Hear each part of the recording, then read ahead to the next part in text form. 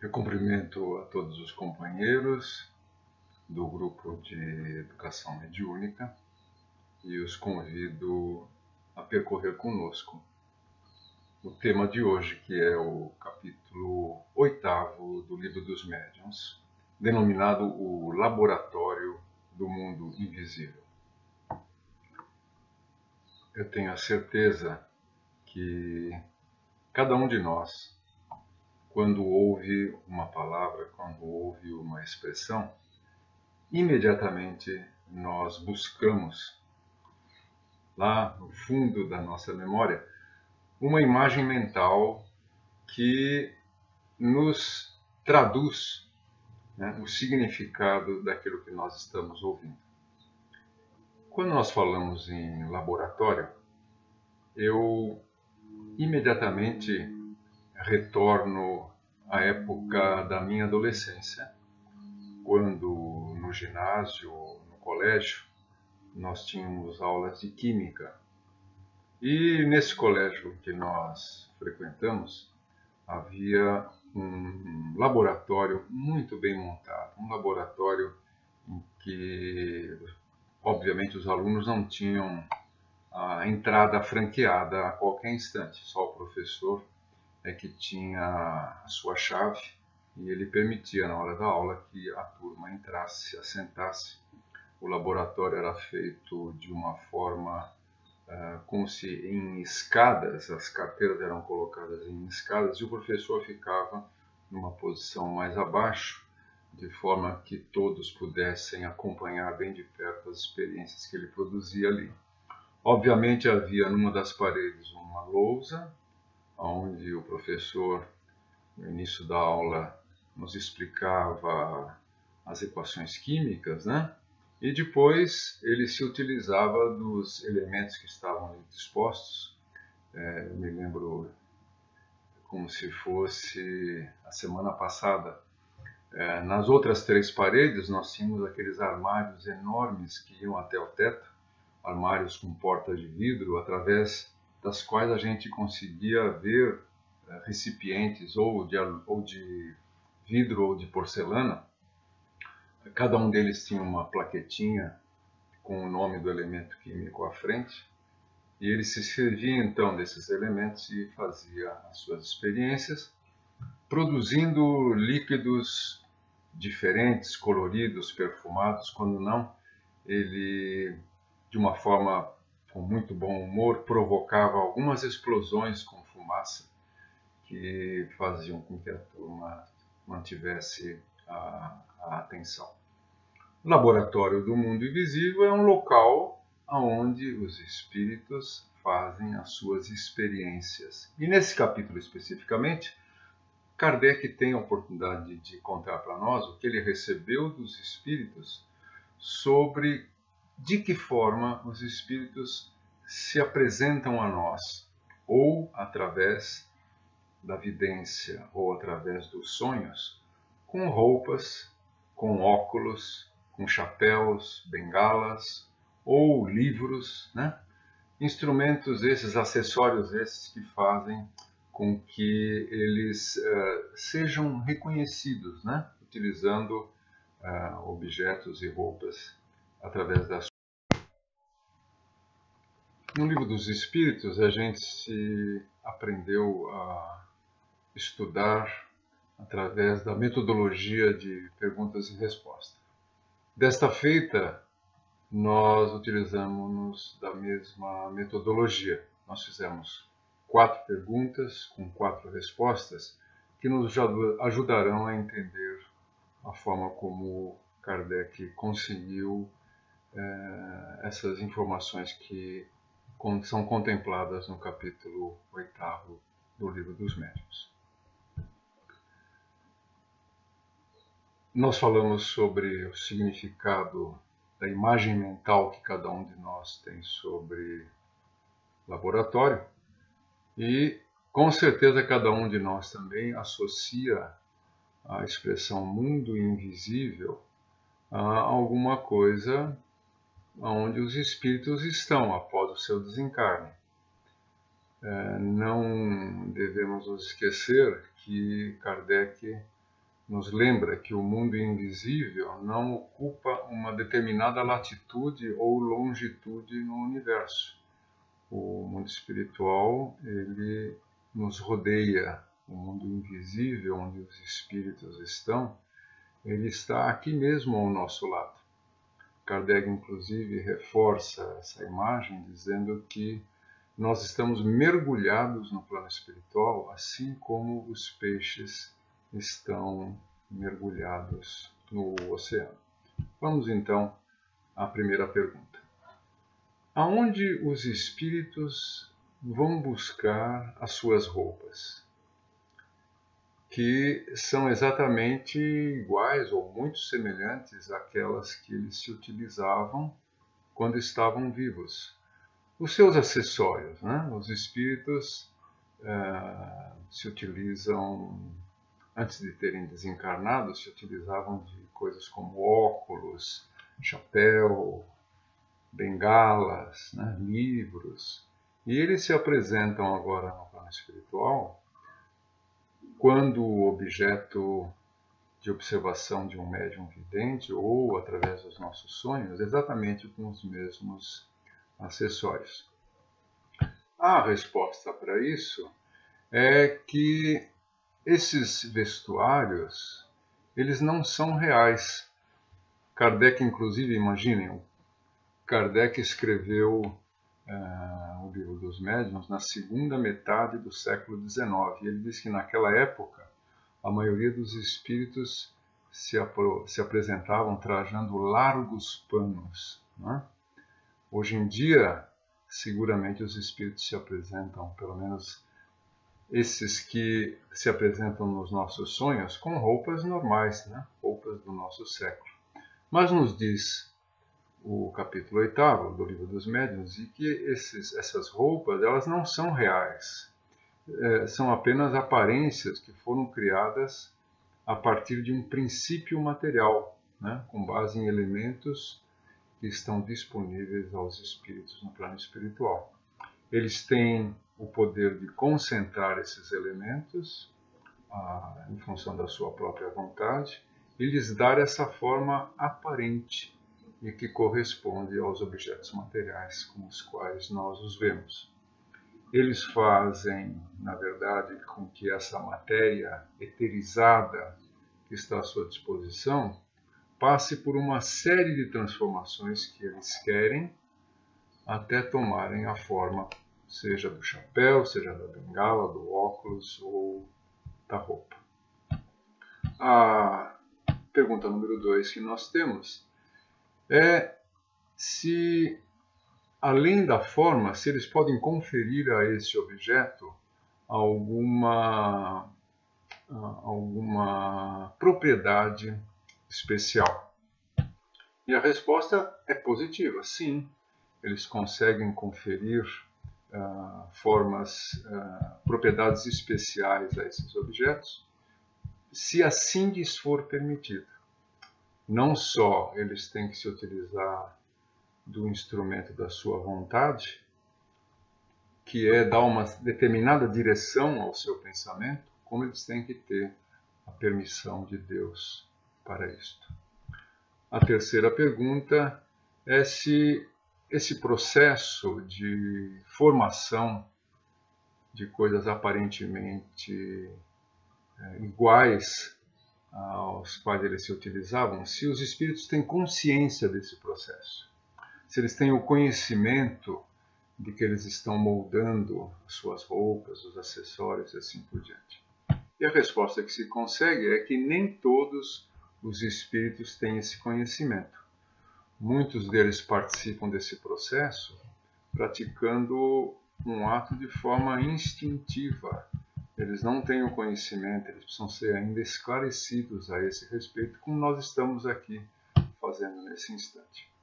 A pergunta número 4 é se existe uma criação efetiva desses objetos pelos espíritos, se esses objetos são reais, se eles podem ser tocados. E a resposta que nós recebemos é que o termo mais correto não seria criação, mas sim uma formação. E que esses objetos não são reais. eles são somente uma representação, eles têm a sua aparência, apesar que podem ser momentaneamente tangíveis. Nós vamos aproveitar então e passar para vocês o que eu diria são as duas colunas mestras do conhecimento desses fatos que são narrados no capítulo 8º do Livro dos Médiuns. Uma coluna sobre fatos sobre o perispírito e outro sobre os fluidos.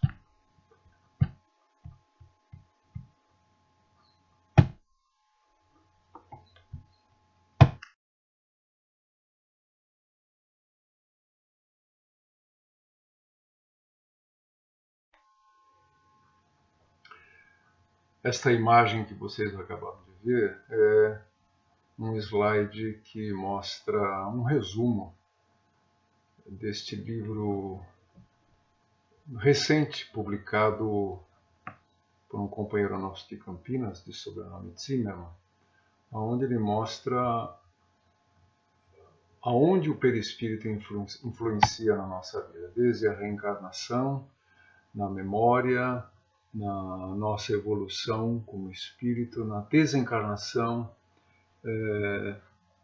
no conhecimento da nossa inconsciência, na sexualidade, nas doenças e principalmente na mediunidade e na obsessão. Esse livro acaba se transformando num livro de cabeceira para todos aqueles que estudam a mediunidade. Eu vou então agora resumir 10 aspectos muito importantes do perispírito que explicam melhor esse fenômeno da formação pelos espíritos no plano espiritual, das suas roupas, dos seus acessórios e assim por diante. E o primeiro deles é que o perispírito é o mais importante produto do fluido cósmico universal. É justamente a condensação desse fluido em torno de um foco, que seja a nossa inteligência ou a nossa alma. Isso nós vamos encontrar no capítulo 14 da Gênesis. O segundo item é que, efetivamente, o perispírito é o laço fluídico que une o nosso corpo ao nosso espírito. Mais do que isso, ele acaba por ser o instrumento pelo qual o nosso espírito se manifesta. Isso nós encontramos no Livro dos Médiuns, no item 55.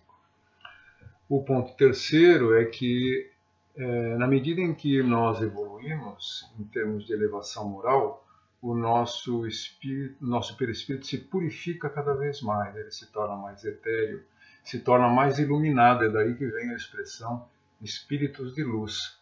Nos livros de André Luiz, a gente aprende que os espíritos como nós, que encarnamos ainda em pleno século XXI, no mundo de provas e expiações como a Terra, nós temos o espírito cinzento, grosseiro e assim por diante.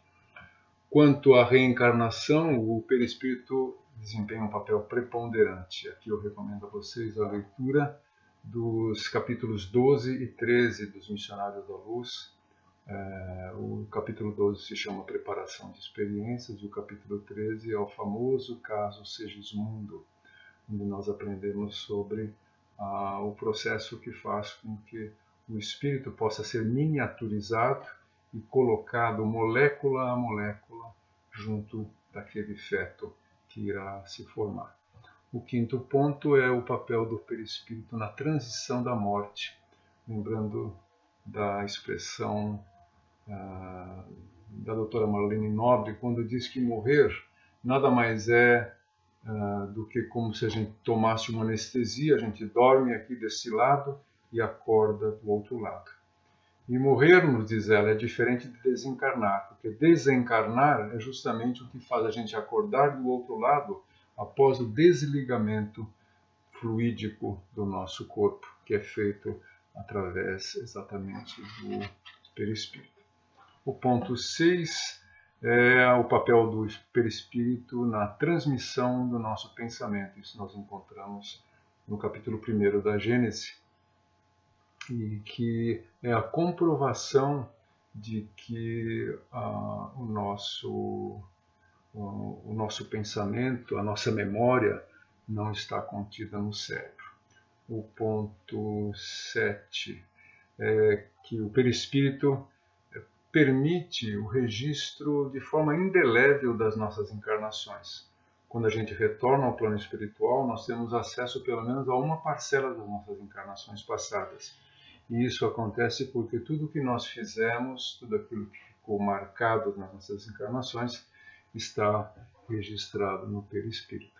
Eu me lembro quando nós começamos aqui no Batuíra, no início dos anos 80, nós não tínhamos a tecnologia que hoje nós temos, cada um com seu computador, com seu celular, né?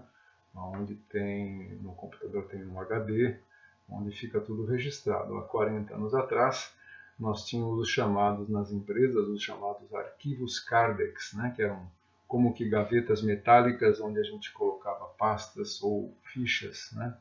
Organizadas em uma determinada ordem alfabética, cronológica, coisa assim. Isso foi evoluindo, depois apareceram os disquetes.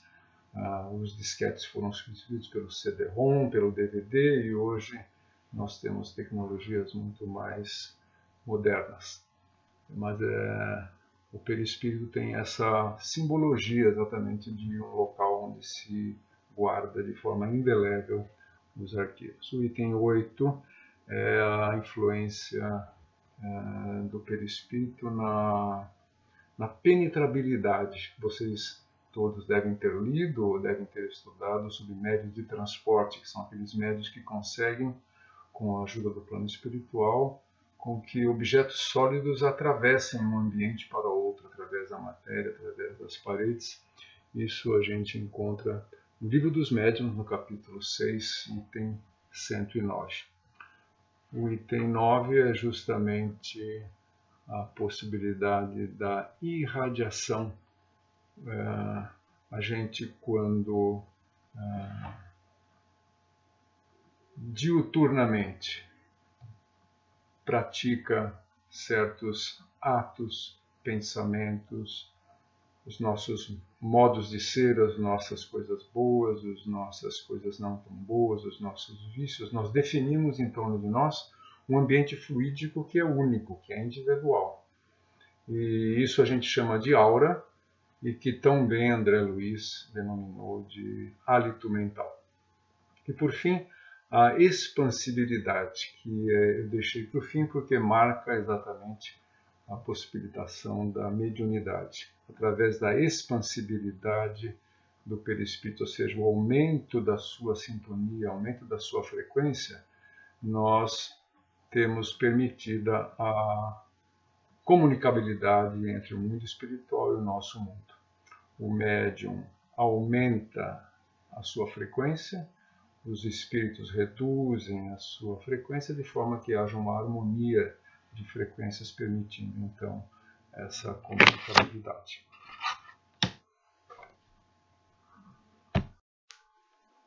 O conhecimento da teoria dos fluidos exige de todos nós uma aplicação muito grande.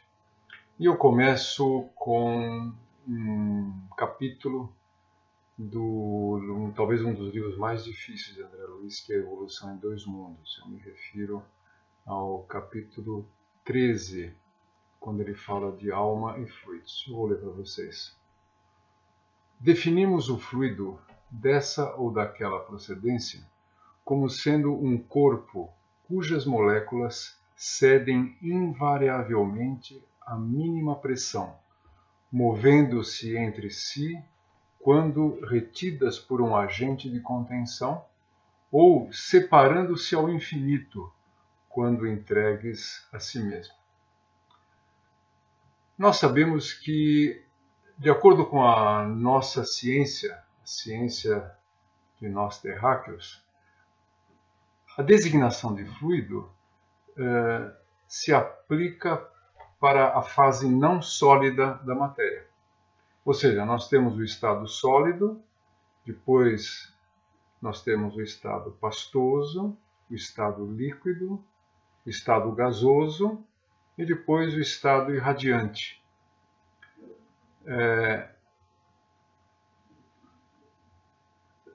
O mundo espiritual, que é invisível, que é imaterial para nós, que não somos médiuns videntes, ele é composto de fluidos, mas de uma matéria etérea muito mais sutil do que a nós conhecemos aqui enquanto nós estamos encarnados. À luz do Espiritismo, esse conceito de fluido, eu quero dizer, ele é muito mais amplo do que a nossa ciência oficial. Leon Denis já afirmava que o fluido é uma matéria rarefeita que toma aspectos cada vez mais sutis. Não sei se vocês já ouviram falar do Dr. Arilex. Ele foi um grande batuirense, um grande professor da Universidade Mackenzie. Ele participou ativamente do movimento espírita, seja pela Federação Espírita, seja pela União das Sociedades Espíritas, seja pela Associação Médico Espírita. E ele tem um dos livros chamado Do Sistema Nervoso à Mediunidade, onde ele diz que à medida que se rarefaz a matéria, ela ganha novas propriedades, entre as quais uma irradiação cada vez maior, progressivamente maior, tomando assim a forma de energia. Tanto é que hoje a ciência já comprova, física moderna já comprova, que matéria e energia é substancialmente a mesma coisa. O que muda é o grau de condensação, é a sua estrutura propriamente dita. Os fluidos espirituais, que constituem um dos estados, né, do fluido cósmico universal, eles, na verdade, eles se constituem na atmosfera que existe à disposição dos espíritos. E é desse elemento que eles tiram os materiais sobre os quais eles operam. Eles atuam, nós já dissemos isso, mas não custa nada reafirmar, eles atuam sobre os fluidos espirituais com o seu pensamento, com a vontade e com a permissão do plano maior.